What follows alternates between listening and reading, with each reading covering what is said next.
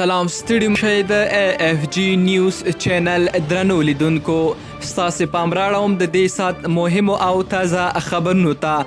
د 1401 کال د کانکور ازموینه وځنډول شوه. د لوړو زده کړو وزارت ویان خالق داد احمد تقی په ویډیوي پیغام کې وایي د 1401 کال کانکور ازموینه له وږي میاشتې وروسته اخیستل کیږي.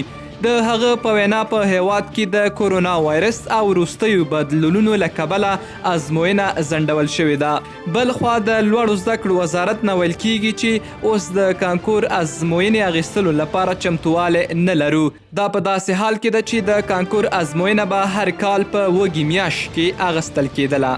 د لغمان ولایت په الینګار او لیشنګ ولسوالیو کې د اف او ای په 122,000 امریکایي ډالرو په مالي لګښت 12 لویې پروژې ګټې اخیستنې ته وسپارل شوې چې پکې استنادي دیوالونه، څربندونه او د اوبو ذخیرې شاملې دي. ننګرهار په بټي کوټ ولسوالۍ کې د لوکوزي شرکت له لوري خوراکي او غیر خوراکي توکو مرسته وشوه. ځایي چارواکي وایي چې هرې کورنۍ ته 50 کیلو وړه، 3 کیلو دال، 3 کیلو لوبیا، 3 کیلو نخود، 15 کیلو غوړي، شین چای او د کور وسایل ورکړل شول. د بغلان ځایي سرچینې وایي چې د دغه ولایت د ډبرو سکرو په یو کان کې تر ګاز نیونې وروسته د سالنډۍ له امله 3 کان کیندونکي مړه شوي دي. په افغانستان کې د ملګرو ملتونو پرختیایي پروګرام UNDP وایي د تیر کال د اګست میاشتې څخه بیا تر دا مهاله د افغانستان اقتصاد کې 20% کموالی راغلی او 1000 کاري فرصتونه له منځه تللي دي.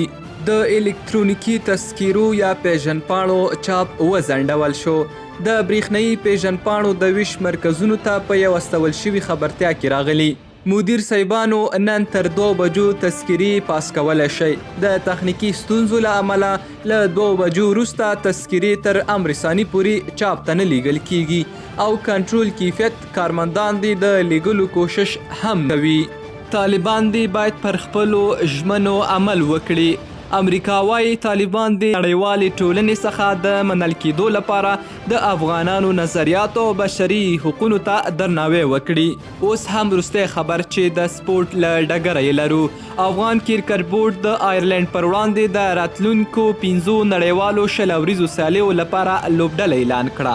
دا د هیواد او سیمې تازه خبرونه چې ما حمید رحماني درته وړاندې کړل.